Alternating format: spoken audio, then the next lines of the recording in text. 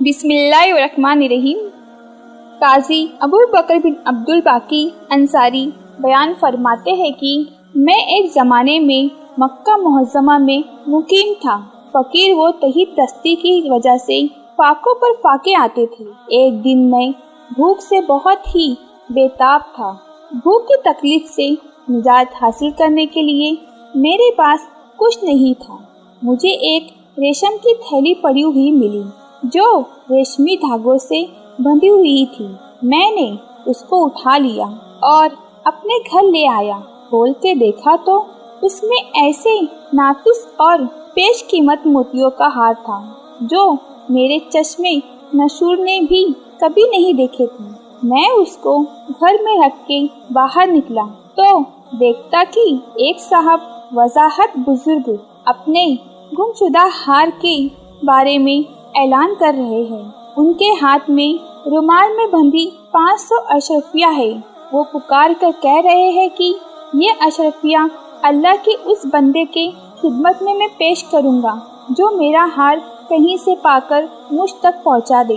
مجھے بڑی خوشی ہوئی۔ میں نے سوچا کہ غالباً وہ ہار ان ہی بزرگ کا ہے، میں ان کو دے دوں، چونکہ میں اس وقت بہت بھوکا اور سخت حاجت مند ہوں، اسی لیے یہ رقم ان سے لے لوں، اپنی ضرورتیں اس سے پوری کروں۔ چنانچہ میں نے ان سے کہا، آپ ذرا میرے ساتھ آئیے۔ وہ میرے ساتھ میرے گھر آئے۔ پھر میرے دریافت کرنے پر انہوں نے اپنی گمشدہ تھیلی اور اس کے تسمہ کی خاص علامات بتلایا کہ ہار میں کتنے موتی ہے، ان موتیوں میں کیا خاص نشانات ہیں، دھاگے کی کیا خاص پہچان۔ انہوں نے کچھ بتایا۔ ان سے مجھے یقین ہو گیا کہ یہ تھیلی ان کی ہی ہے، تو میں نے نکال کر ان کی خدمت میں پیش کر دی۔ انہوں نے اپنے اعلان کے مطابق 500 اشرفیہ مجھے دینی چاہیے، لیکن اب میرے دل نے کہا کہ ان کا لینا ٹھیک نہیں۔ چنانچہ میں نے ان سے عرض کیا کہ یہ آپ کی ہی چیز ہے اور آپ ہی کی امانت تھی، میرا فرض تھا کہ میں آپ کو پہنچا دوں۔ اللہ تعالیٰ نے میرے لیے اس فرض کی ادائیگی آسان فرما دی، میں اس کا کوئی معاوضہ اور بدلہ نہیں لے سکتا۔ انہوں نے اصرار کیا اور سخت اصرار کیا، لیکن میرا ضمیر قبول کرنے پر آمادہ نہیں ہوا۔ اپنی سخت بھوک اور حاجت مندی کے باوجود میں نے اس کو قبول نہ کیا۔ آگے اللہ کی قدرت کا تماشا دیکھیے۔ ایک مدت کے بعد مکہ معظمہ سے چلا ایک کشتی پر سوار ہوا جس پر اور بھی بہت سے مسافر سوار تھے۔ اللہ کی شان، کشتی بیچ سمندر میں ڈوب گئی۔ اس کے سارے مسافر ایک ایک کر کے سمندر میں ڈوب گئے۔ مجھے اللہ تعالیٰ نے بچا لیا۔ کشتی کے ایک ٹکڑے پر کسی طرح بیٹھا رہا۔ سمندر کی موجیں کشتی کے اس ٹکڑے یا تختے کو چلاتی اور بڑھاتی رہی۔ ایک مدت تک میں سمندر کے اس تختے پر رہا اور مجھے کچھ خبر نہیں تھی کہ میں کہاں جا رہا ہوں، یہاں تک کہ کشتی کے اس تختے نے مجھے ایک جزیرے میں پہنچا دیا۔ اس جزیرے میں مسلمانوں کی آبادی تھی اور مسجد تھی۔ میں ایک مسجد میں جا کر بیٹھ گیا اور قرآن مجید کی تلاوت کرنے لگا۔ وہاں کے لوگوں نے جب مجھے قرآن مجید پڑھتے ہوئے سنا تو اس کا چرچا ہوا، تو جزیرہ کے باشندے ایک ایک کر کے میرے پاس آئے اور سب نے مجھ سے اس دعا کی کہ ہم کو بھی قرآن پاک سکھاؤ۔ میں انہیں قرآن مجید پڑھنے اور سکھانے لگا۔ اہل جزیرہ نے میرا بڑا اکرام کیا اور طرح طرح کے ہدایہ اور عطایا مجھے دیے۔ ایک دن اسی مسجد میں مجھے نہایت خوش خط لکھے ہوئے قرآن مجید کے کچھ اوراق ملے۔ وہاں کے لوگوں نے میرے پاس جب اوراق دیکھے تو انہوں نے کہا کہ معلوم ہوتا ہے کہ آپ لکھنا بھی بہت اچھا جانتے ہیں۔ میں نے کہا، ہاں، اللہ تعالیٰ نے مجھے یہ چیز بھی نصیب فرمائی ہے، میں خطاب بھی ہوں۔ ان لوگوں نے کہا کہ آپ ہم کو لکھنا بھی سکھا دیجئے۔ چنانچہ جوان اور نوعمر بچے خطاطی سیکھنے کے لیے میرے پاس آنے لگے اور میرا اور زیادہ इकराम होने लगा। हिदाया और ताइफ से उन्होंने मुझे माला माल कर दिया। कुछ दिनों बाद वहाँ के लोगों ने मुझसे कहा कि हमारे एक बड़े मुअज़्ज़िज़ और बासरवर घराने की एक यतीम लड़की है, हम चाहते हैं कि उसका निकाह आपसे हो जाए।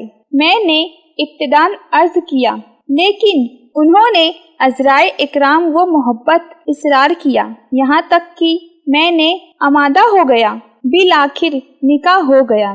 जब निकाह के बाद वो लड़की मेरे पास पहुंचाई गई तो मेरी निगाह उसके गले की तरफ गई।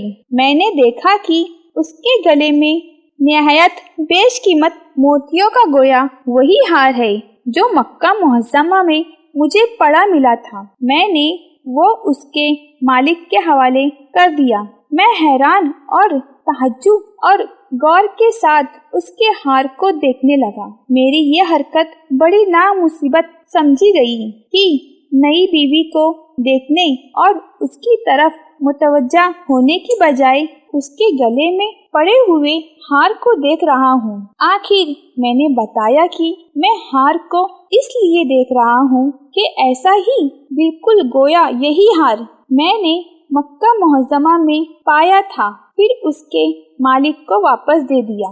फिर मैंने मक्का मुअज़्ज़मा में कहा वो पूरा किस्सा बयान किया। लोगों ने जब वो किस्सा मुझसे सुना तो सुभान अल्लाह, अल्हम्दुलिल्लाह, अल्लाहु अकबर उनकी ज़बानों पर जारी हो गया और शोर मच गया। फिर उन लोगों ने बताया कि बेशक ये वही हार है जो मक्का मुअज़्ज़मा में गुम हो गया था, तुमने पाया था। वो साहब वज़ाहत बुजुर्ग जिनको तुमने वो हार वापस किया था वो इस लड़की के वालिद थे जो हमारे जजीरा के बड़े सालिह बुजुर्ग थे। उनका अब से कुछ अरसा पहले इंतकाल हुआ है। वो कहा करते थे कि मैंने दुनिया में बस एक ही सच्चा मुसलमान मर्द देखा है जिसने मक्का मुअज़्ज़मा में मेरा हार पाकर वापस किया था। मैंने इसरार से उसको 500 अशरफिया देना चाहता था, मगर वो बिल्कुल कबूल करने पर आमादा नहीं हुआ। लोगों ने बताया कि वो बुजुर्ग बराबर ये दुआ किया करते थे कि ऐ अल्लाह, किसी तरह अपने उस बंदे को मेरे पास पहुंचा दे, ऐसी सूरत पैदा फरमा दे कि मैं अपनी बेटी की उससे शादी करूं। आज हम देख रहे हैं कि अल्लाह ताला ने अपने इस साले बंदे की दुआ किस तरह कबूल फरमाई। हमें इस कहानी से सबक मिलता है कि मोमिन अपनी नेकी, अमानत और दयानत का कोई बदला किसी बंदे से लेने पर राजी ना हो तो अल्लाह ताला उसके लिए गैब से आसानियाँ फराहम करता है। अल्लाह ताला की नाफरमानी से बचते हुए महज उसकी खुशनुदी के लिए बंदा जब अपने को किसी सख्ती में मुब्तला कर देता है, उस पर भरोसा करते हुए परेशानियां झेलने के लिए हंसी खुश तैयार हो जाता है, तो अल्लाह ताला उसके लिए ऐसी सूरतें आसानियां फराहम करता है कि जिन्हें वो कभी सोच भी नहीं सकता। अल्लाह ताला का इरशाद है, जो कोई भी अल्लाह ताला का तकवा इख्तियार करेगा तो अल्लाह उसके लिए मुसीबतों से बच निकलने की सूरत पैदा कर देगा। उसे ऐसी जगह से रोजी देगा जहाँ से उसे कोई गुमान तक ना होगा। जो कोई अल्लाह पर भरोसा रखेगा, अल्लाह उसके लिए काफी है।